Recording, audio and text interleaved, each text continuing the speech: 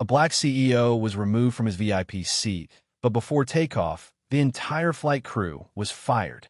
A black CEO was removed from his VIP seat, thinking no one could challenge the crew's authority. He didn't realize that before the plane even left the gate, the entire flight crew would be held accountable. Subscribe if you believe arrogance always collapses when real power is ready. The hush of the first-class cabin fractured the moment Kendrick Voss stepped past the threshold. The overhead lights gleamed softly on the polished floor, but the air carried a subtle charge, like the static before a storm. Kendrick's stride was firm, calculated, not rushed. Every step announced his presence without demanding attention. He held his briefcase close, the brushed leather gleaming under the recessed cabin lighting. His fingers clutched a velvet-lined envelope tucked beneath his forearm, as if guarding something more important than even the case. Seat 1A was directly ahead, waiting, unbothered, pristine, reserved. But so was the obstruction. Two flight attendants stood near the galley, mid-conversation. One tall and broad-shouldered, the other shorter with sharp features and a tucked-in smirk that seemed like it was always looking for a target. As Kendrick approached, both men turned. The taller one's eyes dropped to the boarding pass in Kendrick's hand, and a visible change passed over his face, lips tightening, shoulders stiffening. The shorter attendant leaned closer to his colleague, muttered something under his breath, and chuckled softly. Kendrick caught the body language, not the words, but he didn't need them. He had spent years reading rooms filled with doubt, rooms that questioned his worth before he ever opened his mouth. Without breaking stride, Kendrick nodded in acknowledgement and stepped to continue toward his seat. But the taller man, arms folding slowly like closing gates, stepped directly into his path. "I'm going to have to ask you to wait," he said.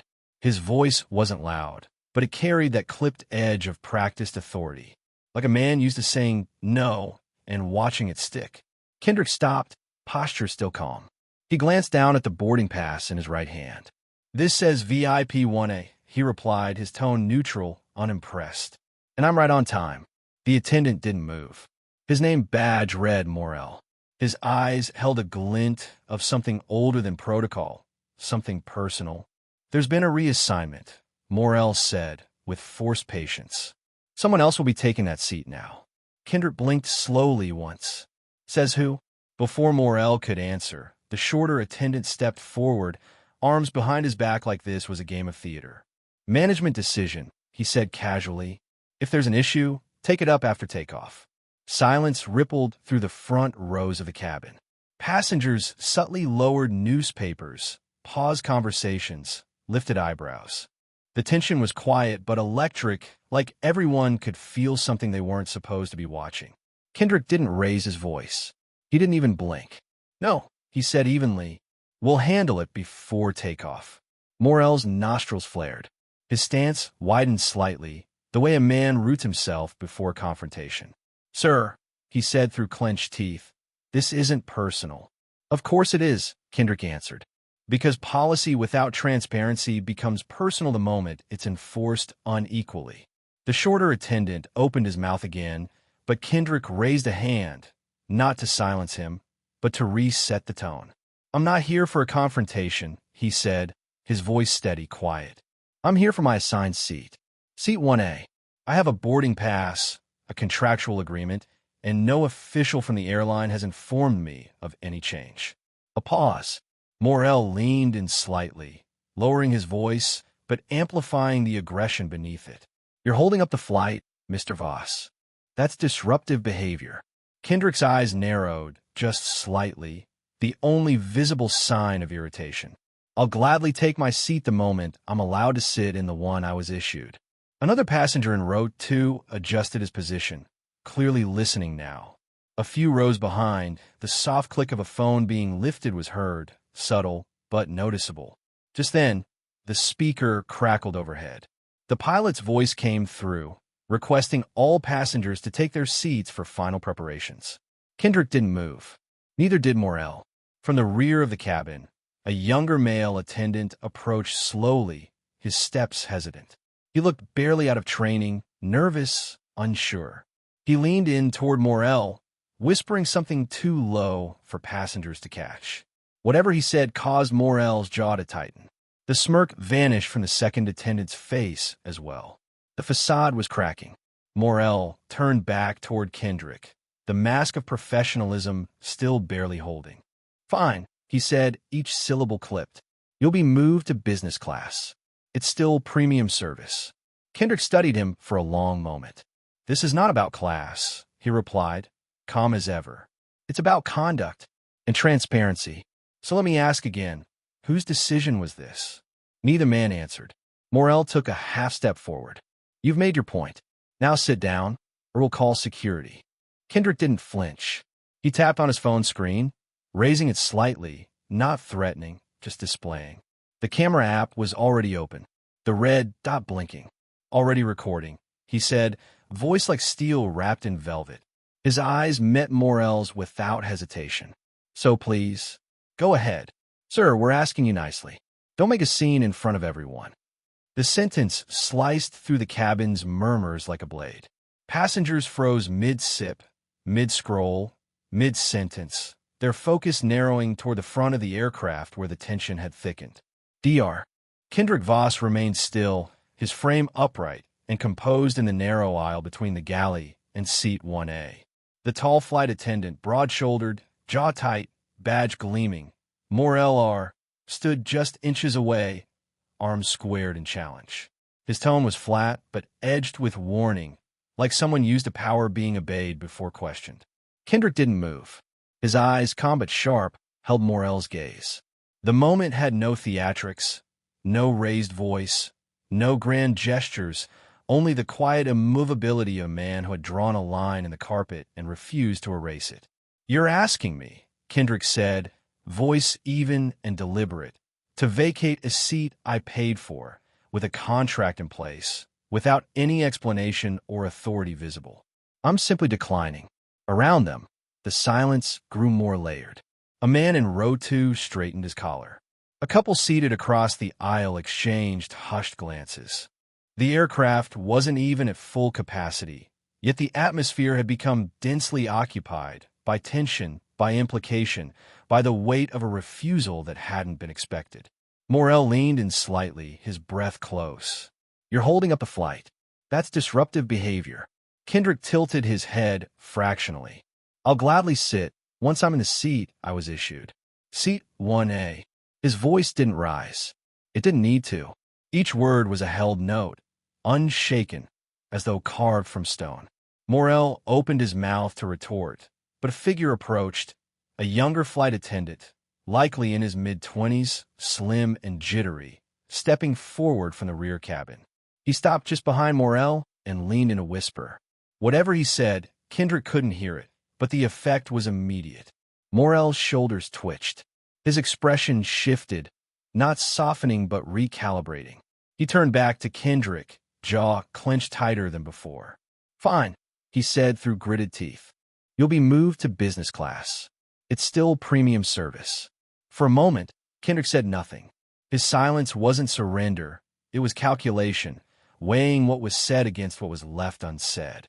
He could feel the briefcase in his grip, could feel the envelope tucked inside. But it wasn't the data that gave him resolve. It was the pattern. He'd seen this pattern before, on trains, in boardrooms, in closed-door meetings masked as merit evaluations. A rerouting masked as an upgrade. A soft no-posing as professional courtesy. "This is not about class," he said at last. "It's about conduct. Whose decision was this?" Morel's lips curled slightly, as if the question annoyed him more than it should have. "You've made your point," he said, his voice lowering to a guttural threat. "Now sit down, or we'll call security." It was an ultimatum, but Kendrick didn't blink. Instead, he calmly unlocked his phone with his thumbprint and tapped an icon. A soft chime confirmed the action. "Already recording," he said, his eyes unwavering. "So please, go ahead." The footsteps echoed hard against the aircraft's flooring as 2 airport security officers stepped into the cabin, their presence casting an instant hush over the murmuring passengers. Officer Tren, the younger of the 2, held a device in his hand, eyes flickering with uncertainty as he reviewed the alert. His posture was upright, but tense, the kind of stance that suggested he had walked into something more layered than expected. Behind him, Officer Halden loomed larger, both in stature and in presence, with a hardened jaw and a stare already cast in silent judgment. Dr. Kendrick Voss did not rise to meet them with agitation. Instead, he held his ground near the bulkhead, composed, firm, and unshaken. With measured calm, he extended his phone toward the officers, already cued to replay the clip he had recorded moments earlier. The screen lit up with the scene, him presenting his valid VIP boarding pass, being denied access by Morrell, and the flippant remarks that followed. Tren watched, his brows drawing together, the corner of his mouth tightening with concern. This was not random, Kendrick said quietly but with steel in his tone. And I'd like a formal report filed. Not just a log, not just a note. A report. Tren gave a small nod, seemingly caught between protocol and common sense. But Officer Halden scoffed under his breath. Just move seats, man. You're still on the plane, aren't you? His voice carried across the cabin, and several passengers subtly turned their heads, pretending not to listen but clearly taking in every word. Kendrick's gaze didn't falter. He turned slowly to face the taller officer, expression controlled but unmistakably firm. That logic, Kendrick replied, his voice lower now, almost a warning, has been used to justify a century of silent displacement. I'm not here to repeat history. I'm here to stop it. Tren shifted uncomfortably. The authority of Kendrick's words, paired with the digital evidence in his hand, forced a weight into the air. We'll need to talk to the crew lead, he said, glancing down the aisle. A sudden silence fell as the curtain to the forward cabin swayed. Entering with crisp, deliberate steps came a man in a sharply pressed uniform, silver epaulets glinting under the cabin lights. Flight Coordinator Doran Vale. His arrival carried an unspoken authority, one that caused both flight attendants to stiffen in place like students caught mid-sentence. He scanned the scene swiftly, assessing dynamics with the precision of a man used to walking into fires and deciding which ones to extinguish and which ones to let burn. Is there an issue here? Vale asked, his voice even but not warm. The tone of someone who wanted facts, not excuses. Kendrick handed him the boarding pass without another word. Vale accepted it, examined the name, the seat, the timestamp, and then looked up toward Morrell with narrowed eyes. Apparently my presence in VIP is considered an issue, Kendrick added, voice neutral but edged with implication. Vale turned sharply. Why was this changed? He asked Morrell directly. There was no padding in his question. It wasn't a suggestion. It was an expectation. Morrell shrugged, a subtle roll of the shoulders laced with defiance. Higher up directive, he muttered. We were told to move the seat. Vale's eyes sharpened. From who? The words came fast, clipped, like a lawyer with a folder of damning evidence just out of reach. But Morrell didn't answer. He glanced away, jaw tight.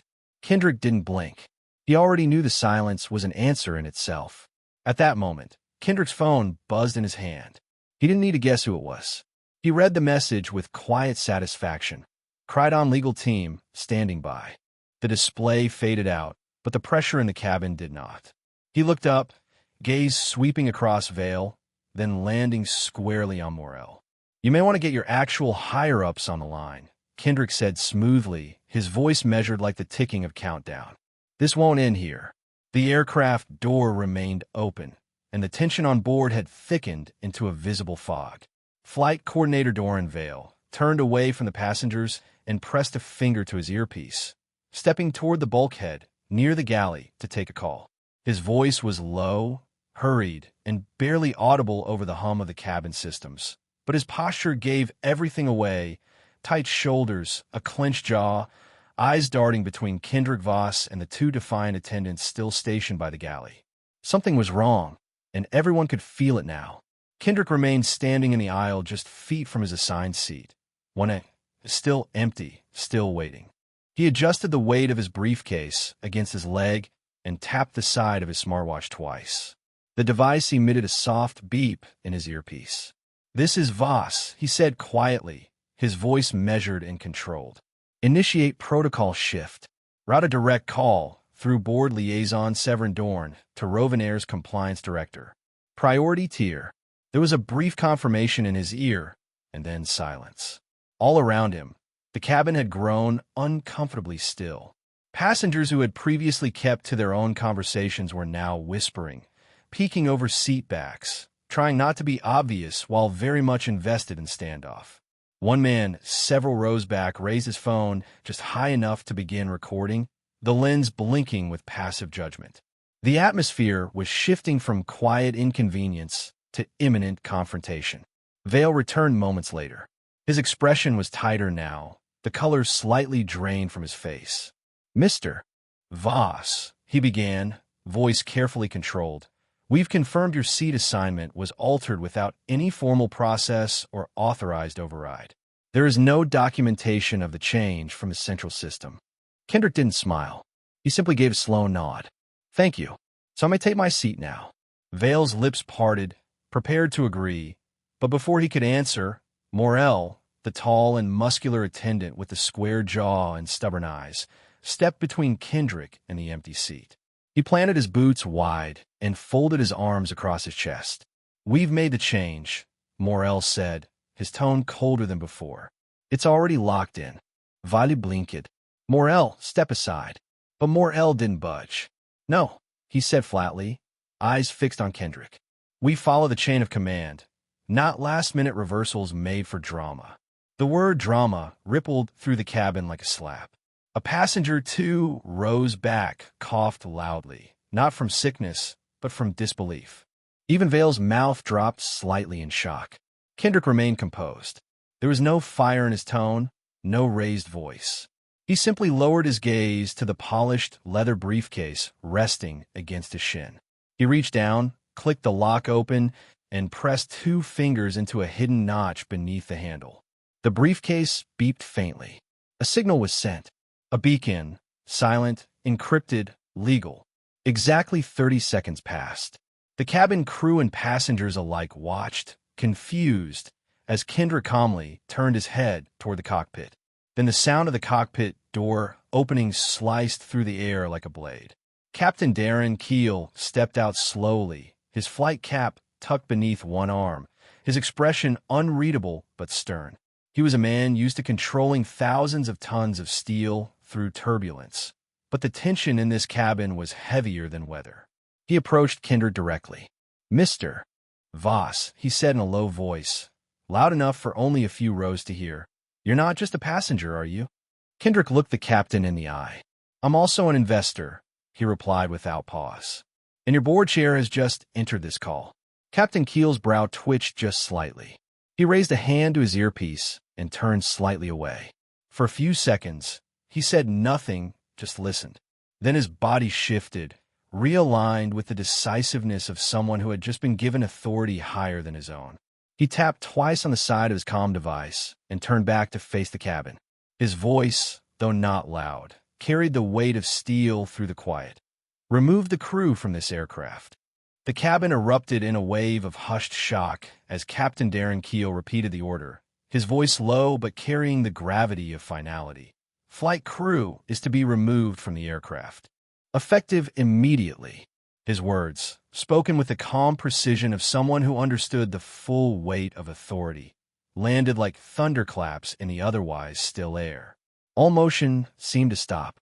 A beverage cart stood untouched at row 4.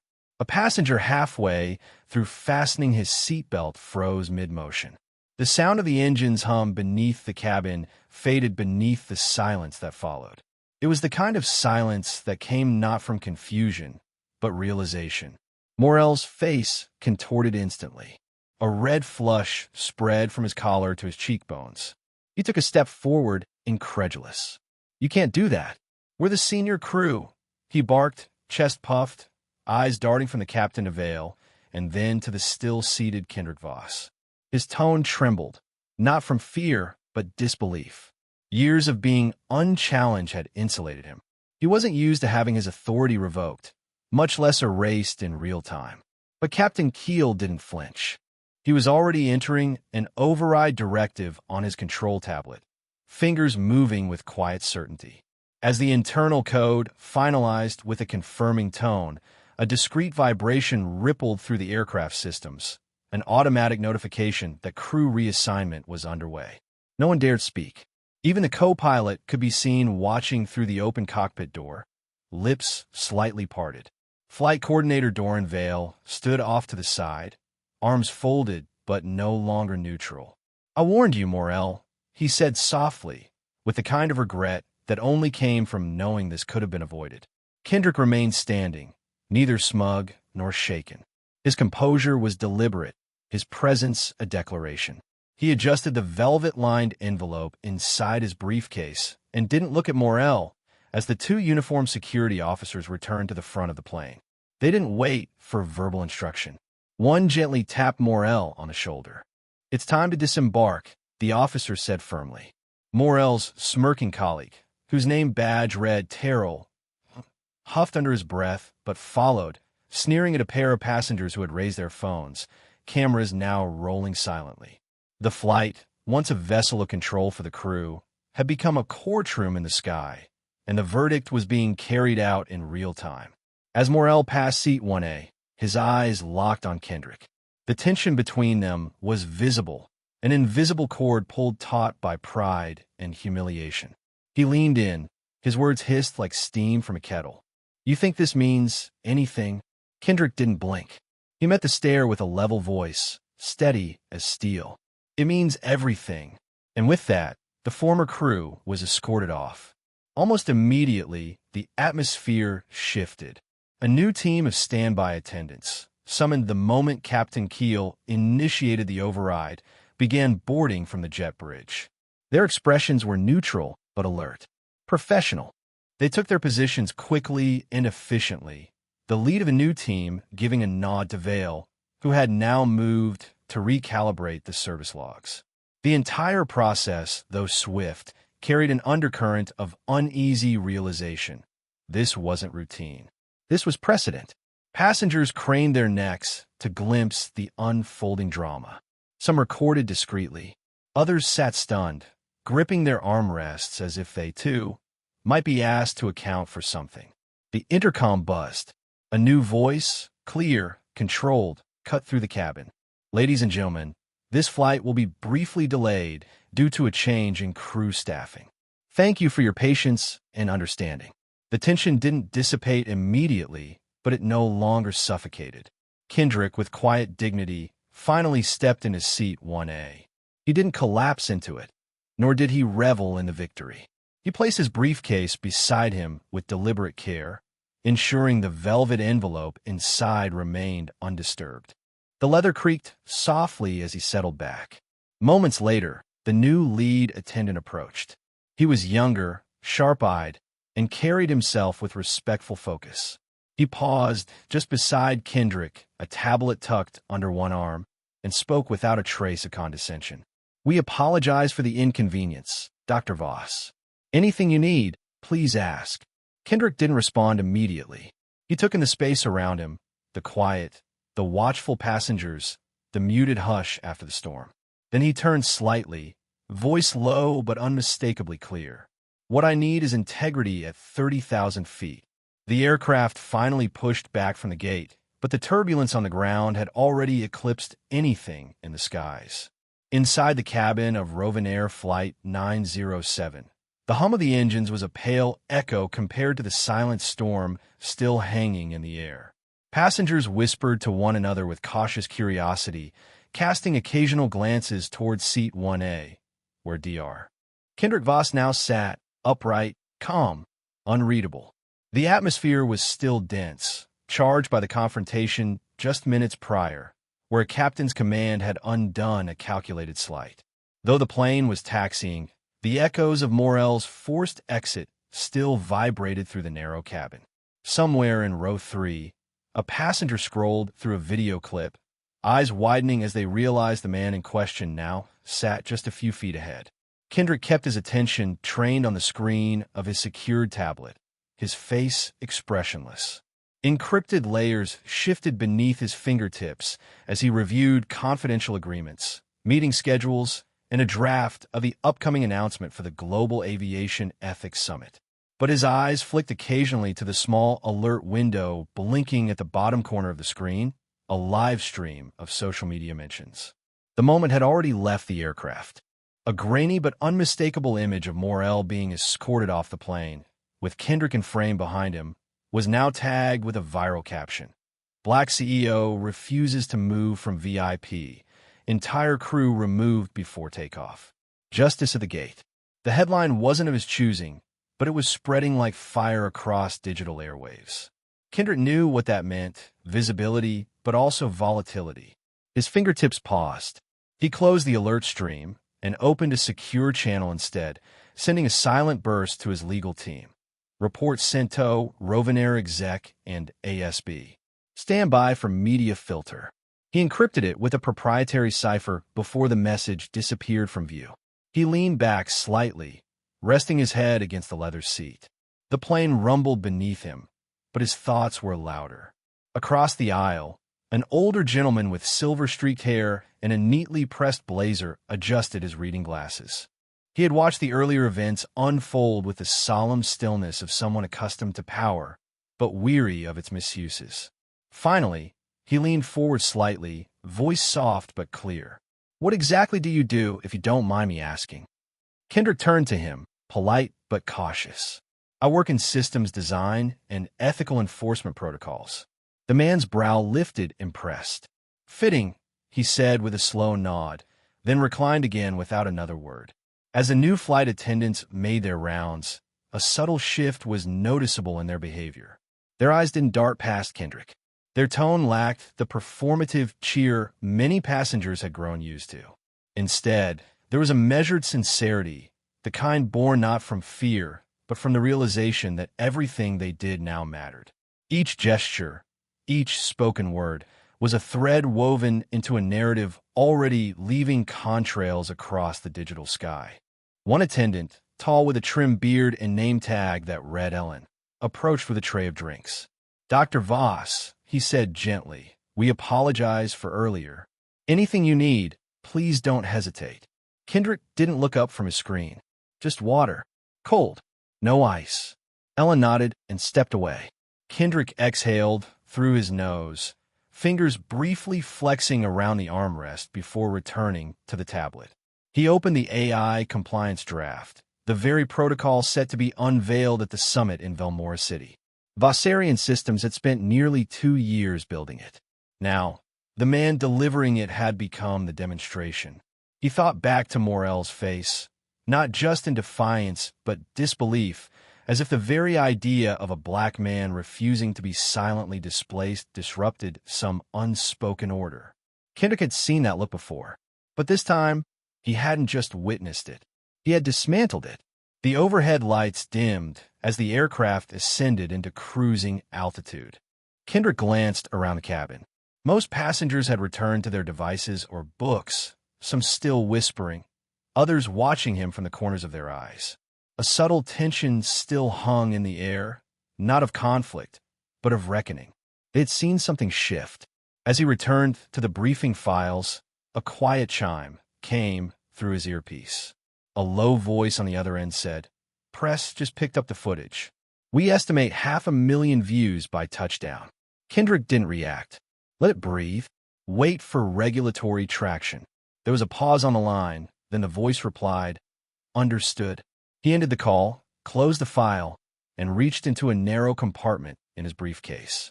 From it, he pulled a small photograph, slightly worn, protected by a clear laminate sleeve.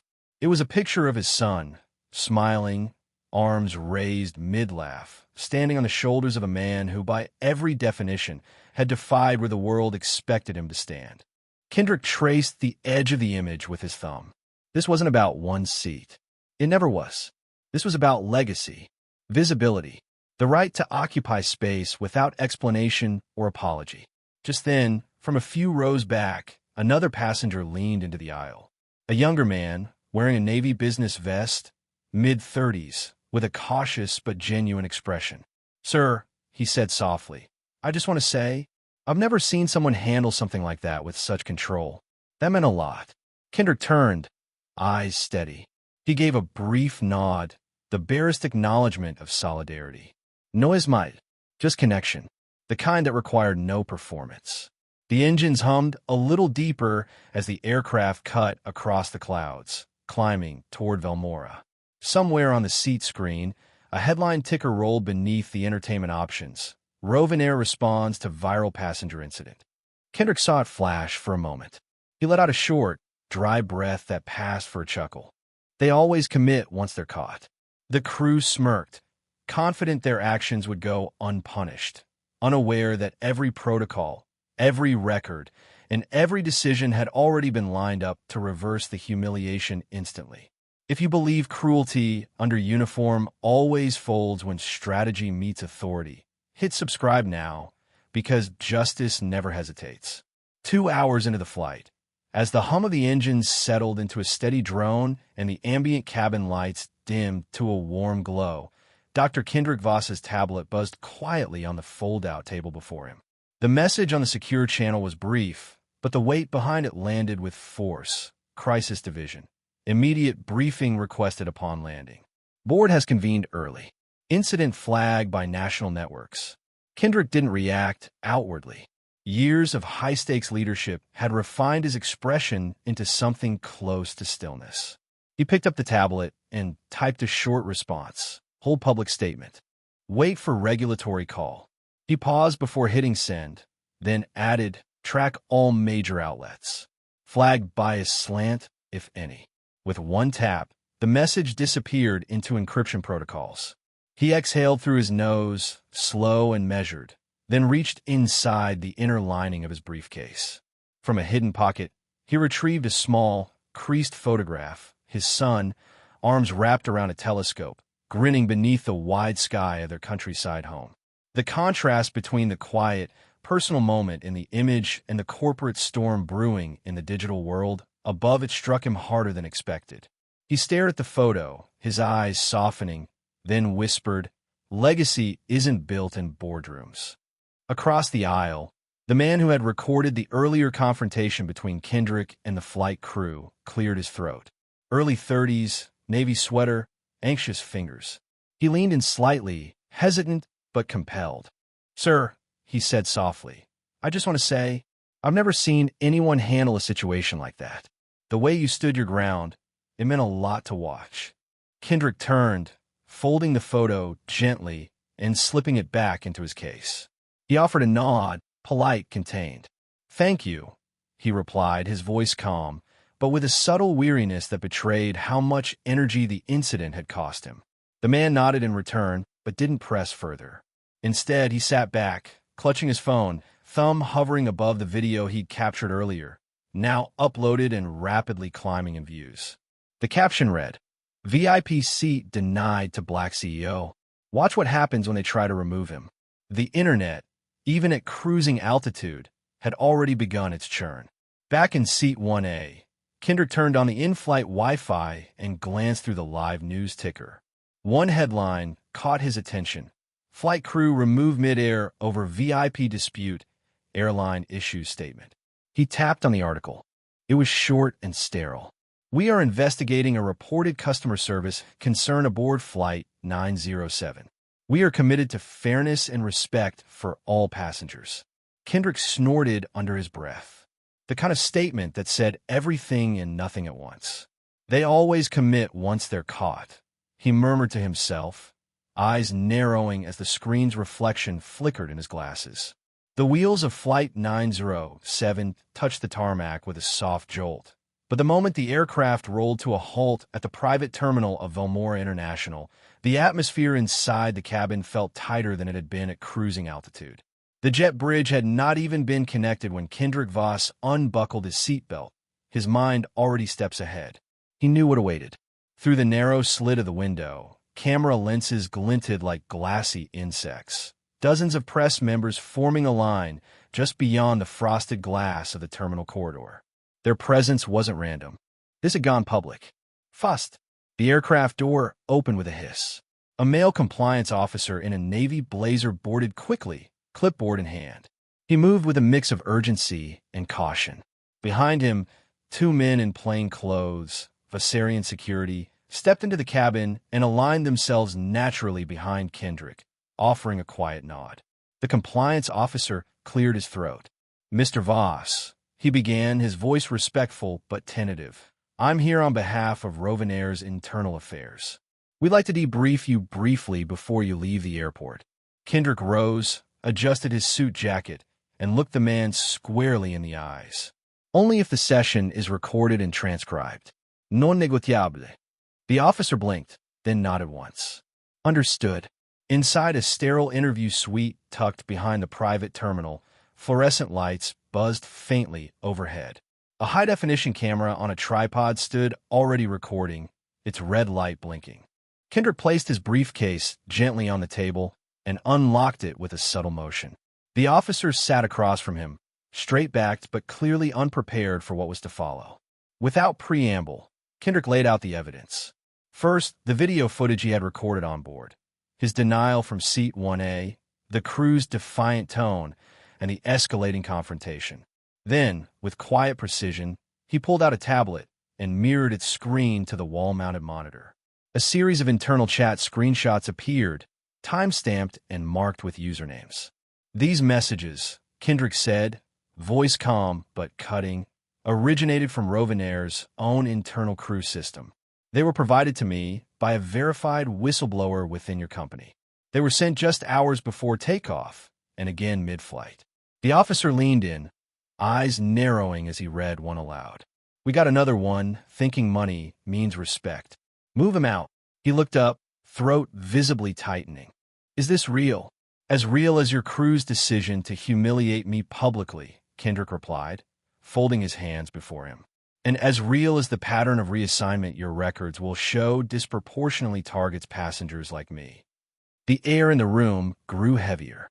The compliance officer shifted, visibly rattled, the corporate facade peeling away to reveal a man caught between truth and obligation.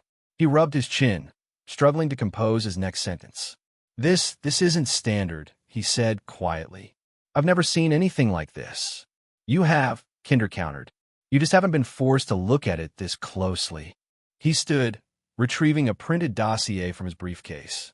"This contains a summary of pattern data over the last 4 quarters. I had my team analyze every publicly documented seat reassignment incident involving Rovanair. Dozens. Over 60% involved black male passengers in premium classes." The officer accepted the folder with trembling hands. For a moment, silence settled again. Then Kendrick broke it, his voice lower now, measured, heavy with meaning. "Respect isn't given because of money," he said, holding the officer's gaze. "It's earned when people believe they'll be treated with dignity, no matter what they look like." The officer sat back slowly, blinking hard, his grip on the folder tightening as if trying to physically grasp the weight of what had just been laid bare. He nodded once, a small gesture of acknowledgement, and perhaps shame.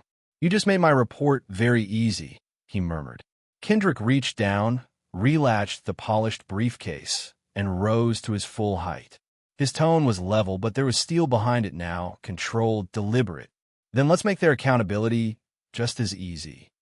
The doors of the private terminal slid open with a hiss, and Dr. Kendrick Voss stepped into the cold evening air, flanked by 2 security officers in dark coats. Neither of them spoke. Behind them, the jet that had carried the confrontation at 30,000 feet began its slow taxi toward the hangar. But the turbulence that mattered wasn't in the sky. It was on the ground, building with quiet force.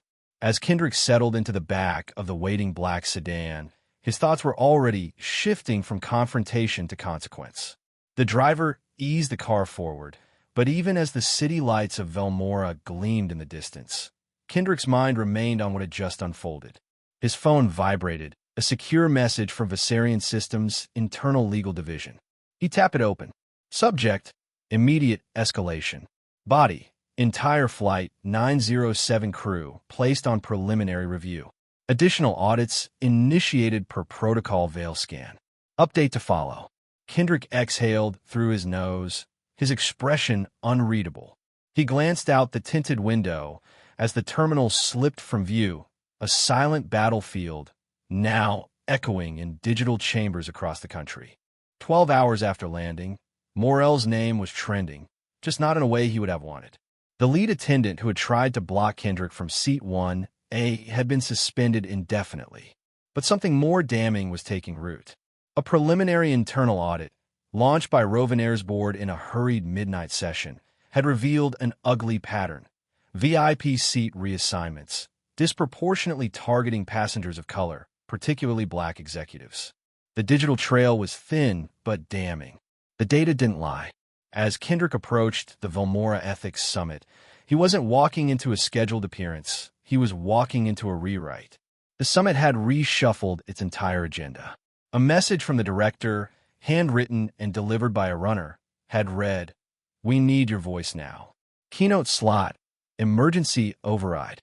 Now, standing at the edge of a polished boardroom with walls of glass that overlooked the skyline, Kendrick waited behind the curtain. The air was cool but charged, as if the room itself knew something had shifted.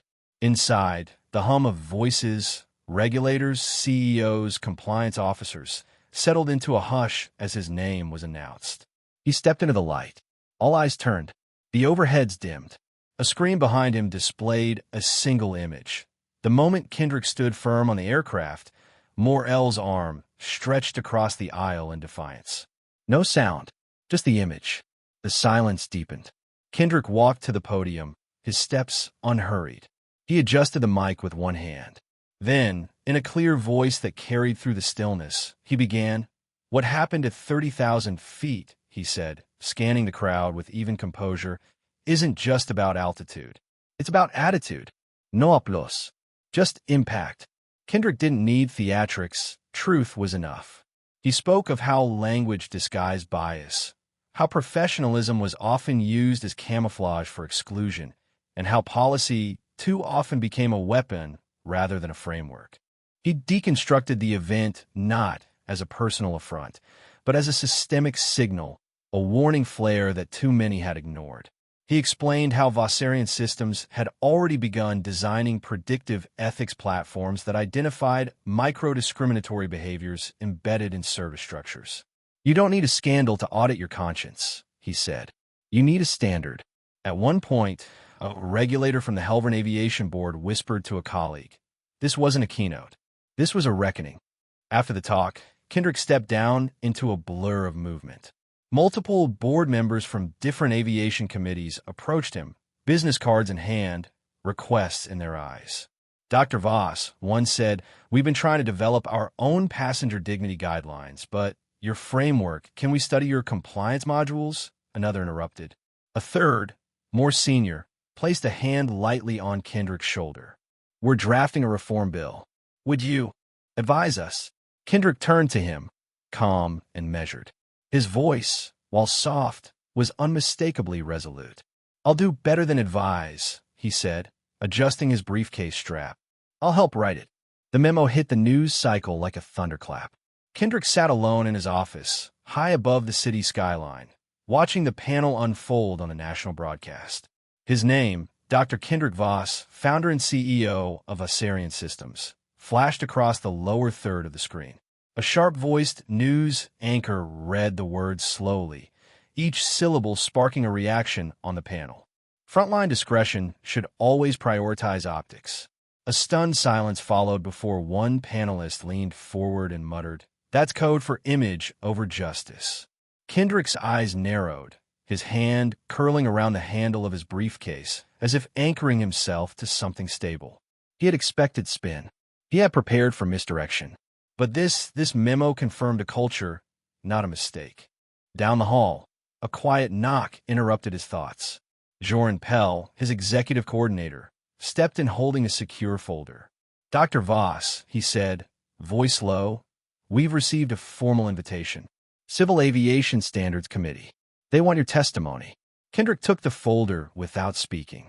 He scanned the top line of the briefing, closed-door session. Testimonial advisement encouraged. National review pending.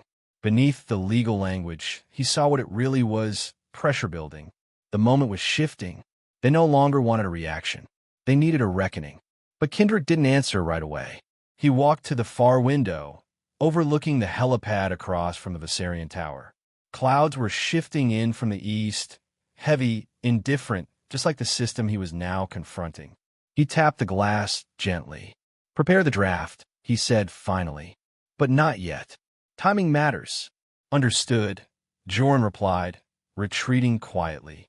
Once alone, Kendrick moved to his encrypted terminal and opened a directive he had been quietly assembling for months. It was labeled VOS Standard Activation Phase Alpha. He clicked Approve. Within seconds, a cascade of instructions pinged across internal channels. A new division would be launched under Vossarian Systems, an independent ethics auditing branch. Its mission was sharp: expose and address bias triggering language hidden within airline crew manuals and training systems. He wasn't just reacting to the incident, he was weaponizing it for reform. Still seated at the desk, Kendrick barely had time to refocus before another secure message appeared, this one unexpected. From Captain Darren Keel's subject, resignation statement text. "If keeping my wings requires staying silent, I'd rather walk with truth than fly with hypocrisy." Kendrick stared at the words, rereading them in stunned silence. He hadn't expected this. Not from the pilot who, in a single moment of courage, had overridden his own crew and ordered them removed. A man who had not only seen the truth, but acted on it. Kendrick immediately instructed his assistant to schedule a direct call. They spoke less than an hour later. The call wasn't long, but it didn't need to be. Keel's voice came through steady, resolute. "I've served 23 years in the air. Thought I'd seen everything. But what happened on that flight? I realized I'd become numb to protocol overriding principle." Kendrick nodded, though the man couldn't see him. "You're not alone in that. The system is designed to reward silence. But it's silence that lets rot fester," Keel replied. "And I won't be complicit." There was a pause. The kind of pause where two men understood the gravity of what wasn't said. Kendrick felt the tension in his chest ease just slightly. There were still men of conviction. Still altitude in a sky of decline. "You did more than hold a seat," Keel said finally. "You held the line." Kendrick inhaled slowly, then spoke the words that had been building in him for days. Words that merged conviction with clarity, pain with purpose. "And you reminded me that even at 30,000 feet, we can choose altitude and honor." The footage played without commentary, the courtroom lights dimming just slightly as the screen above the federal hearing chamber illuminated with a grainy passenger shot video. Every eye in the room was locked on it. Dr. Kendrick Voss stood firm in the aisle of Flight 907, his voice composed but unyielding as he addressed the flight attendant, Morel, who blocked his rightful seat. The tension in the video was visceral, the exchange calm, yet unmistakably laced with confrontation. Then came the image of Captain Darren Keel stepping out from the cockpit, the subtle tilt of his head, signaling more than authority, signaling reckoning. The room, filled with federal aviation regulators, journalists, and legal observers, remained silent even after the clip ended. A slow fade to black. Then the panel chair, a solemn man named Grant Halden, looked up from his notes. His voice, though calm, cut the air like a blade. "Can you explain," he asked, "how this aligns with your stated mission of inclusion?" Across from him, seated at the polished oak witness table, was the CEO of Rovanair, Corvin Brask, a man normally sharp and media-savvy, now visibly fatigued. His collar was tight despite the air conditioning, his knuckles pale as he gripped the edge of his prepared notes. His mouth opened, but for a moment, nothing came out. He blinked slowly, looked toward his legal team at the end of the row, then back to the panel. "It doesn't," he finally said, his voice barely above a whisper. "We failed." The silence that followed was heavier than before. Kendrick, seated behind the press cordon, didn't smile. He merely folded his hands, watching, listening. He hadn't come for apologies. He had come for exposure. And now, under oath and scrutiny, Rovanair had stepped into the light. Halden leaned back. "Noted for the record, the panel will move into deliberation on formal recommendations." But the real reckoning began the following morning. At 7 a.m., Rovanair issued a press release that raced across news outlets, sweeping reforms effective immediately. The airline would no longer internally handle high-tier seat assignments without third-party auditing.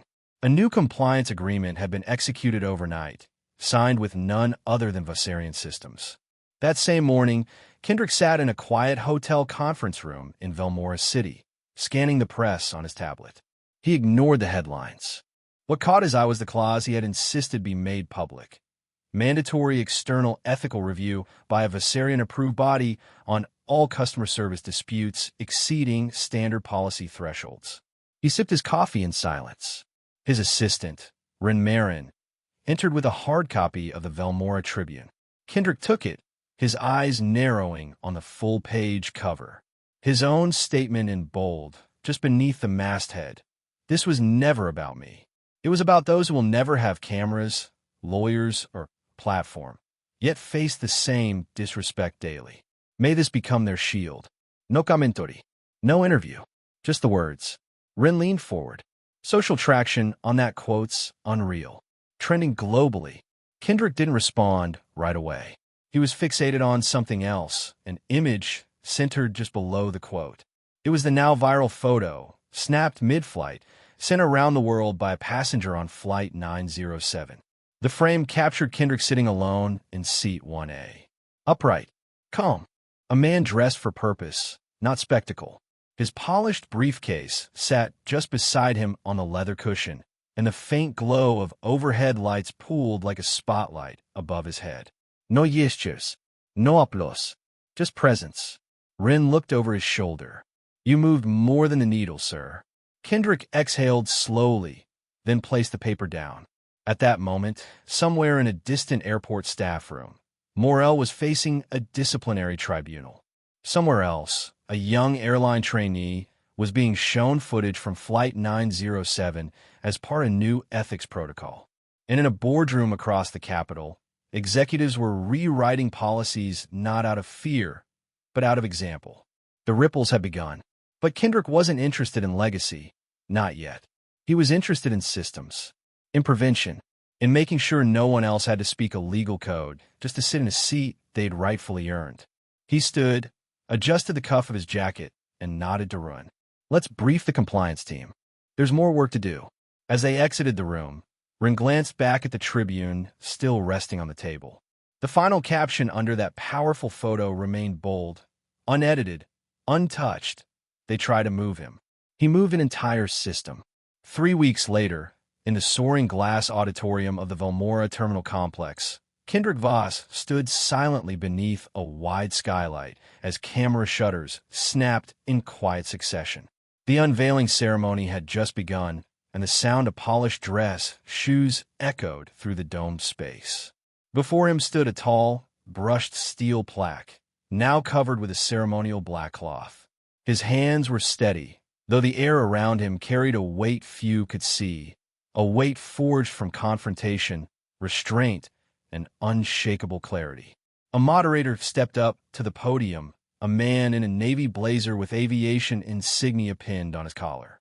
Ladies and gentlemen, he began, his voice measured but reverent. We gather here not only to unveil a plaque, but to recognize a moment that reminded us all of the values we claim to stand for. The cloth was pulled back slowly. Etched in bold silver lettering were the words, Passenger integrity begins before takeoff, in honor of Dr. Kendrick Voss. A respectful hush fell over the gathered crowd. Federal regulators, boardroom executives, and a quiet cluster of passengers, many of whom had themselves once been mistreated or dismissed, stood in silent reverence. Some wiped at their eyes, others stared long at the phrase, as if memorizing it for the battles they hadn't yet fought. Kendrick didn't reach for the microphone. Instead, he stepped forward, eyes locked on the plaque. Behind him, a large transparent screen displayed rolling footage, snippets of digital bias detection simulations now deployed by 10 partner airlines under the newly initiated Voss standard. In one, a virtual passenger was ignored despite asking a question 3 times. In another, a crew member subtly shifted posture in a way that blocked access without ever raising their voice. These micro-behaviors have been written off for years, but now they were being named, trained, and confronted. Inside a nearby glass-walled conference room, Kendrick later sat with his executive team from Vossarian Systems. Sunlight poured through as he leaned forward at the head of the table, sleeves rolled to the forearms of his tailored suit. A monitor displayed the pilot rollout data from the simulation training. His VP of Systems, Jarek Halden, gestured at the screen. Initial results are compelling. A quarter of the trainees didn't even realize they were demonstrating bias until playback. Some admitted it was just how they were taught. Kendrick rubbed his chin slowly. And now? Jarek smiled faintly. They're seeing it now. The footage changed everything. Kendrick leaned back in his chair, gaze steady, posture calm. Good, he said. That seat was never about comfort. It was about visibility. Outside the room, terminal staff walked past with renewed purpose, some pausing by the plaque, as if drawn to it by gravity. A gate agent snapped a quick photo. A pilot slowed as he read the inscription twice. Change, Kendrick knew, didn't march in with banners.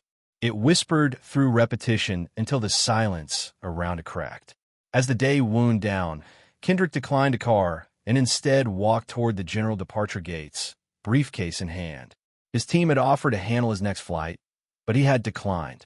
This one, he would take alone. No press, no scheduled entourage, no forward announcement.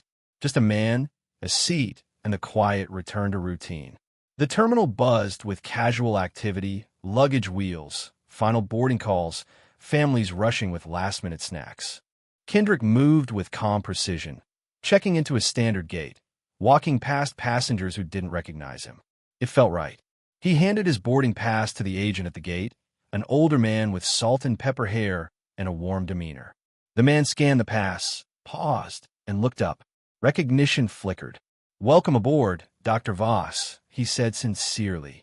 Kendrick nodded once, voice low, eyes calm. Now we're starting to climb. The small boy's voice echoed through the vaulted chamber before his footsteps did. "Dad, is that the real ticket?"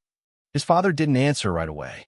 They had just stepped into the circular center of the National Aviation Hall's Passengers and Principals exhibit, where interactive displays flickered with clips of passengers recounting their experiences with air travel dignity reforms. Overhead, warm lighting cast a reverent glow across glass cases and polished plaques. But it was the centerpiece that drew every visitor's eyes, an unassuming, slightly creased boarding pass resting behind protective glass. In red ink, Flight 907, Seat 1A. The boy stepped closer, his reflection merging with the item inside. Beneath the case, inscribed in firm, brushed lettering were the words, "The seat wasn't just occupied, it was defended." "Is that really it?" the boy asked again, tugging gently at his father's coat sleeve. The man knelt beside him, gaze fixed on the artifact. "Yes," he said softly, "that's the one." For a moment, silence lingered, reverent, weighty. He didn't fight with his fists, the father continued, his voice lowered with meaning. He stood with his principals. Just then, a narrator's voice filled the room from an overhead speaker. "This exhibit honors the quiet stands that reshaped our skies. One passenger, one refusal, one standard now carried by every airline crew in the nation." In another section of the museum, just beyond a glass wall, a group of young men in training uniforms stood clustered around a large monitor. Their instructor, a sharply dressed man with silver-framed glasses, tapped the screen and said, "Watch what happens at minute 2:14. This is where the situation begins to escalate." The trainees leaned in as footage from the now-famous Flight 907 played. Morel's aggressive stance, Dr. Voss's unshaken response, and the crew's eventual removal unfolded like a procedural lesson. But this wasn't just history. It was protocol now, required viewing for every new hire in the industry. Across the country, other training centers had adopted what was now called the Voss Protocol, a suite of immersive modules developed by Vossarian Systems. The modules used interactive AI to simulate real-time conflict resolution, unconscious bias detection, and verbal tone modulation. Flight crews no longer trained just in safety, they trained in dignity. At a nearby terminal, a former Rovin Air attendant, now reformed and reappointed under new guidelines, addressed a panel of aviation executives. All male, all listening intently. I was on a flight 2 months after the 907 incident, he said. A man boarded in a simple gray coat. The seat chart said VIP 2B. A colleague raised an eyebrow, but I stopped him. I remember the module. I remembered what Dr. Voss taught us without ever saying a word. Posture is policy. We honor the ticket, no questions. And we earned a thank you instead of a tribunal. Back at the museum cafe, a journalist sat at a quiet corner booth, his recorder tucked beside a coffee cup. Across from him sat Kendrick Voss. Unchanged in appearance, Kendrick wore a dark coat and no lapel pin, no announcement of status. He stirred his coffee slowly, the porcelain clink of spoon against cup the only sound for a moment. "Do you ever think about it?" the journalist asked. "That flight." Kendrick didn't answer immediately. His eyes drifted toward the terminal window, where aircraft blinked in the twilight. Somewhere out there, another flight 907 was boarding. Another passenger might be bracing for what he once endured. Or maybe not. Maybe things were different now. He set the spoon down. "Every day," he said calmly, his tone steady. Because silence always waits for someone to break it. Before takeoff, the CEO's swift action led to the firing of the entire crew, leaving them shocked and the passengers stunned. If you believe true authority protects dignity and acts decisively, subscribe now, because justice always lands first. Disclaimer: the story you just watched is fictional. It highlights prejudice, abuse of authority, and the consequences that follow when arrogance meets accountability. Its purpose is to raise awareness, inspire empathy, and encourage conversations about equality, respect, and integrity in professional settings.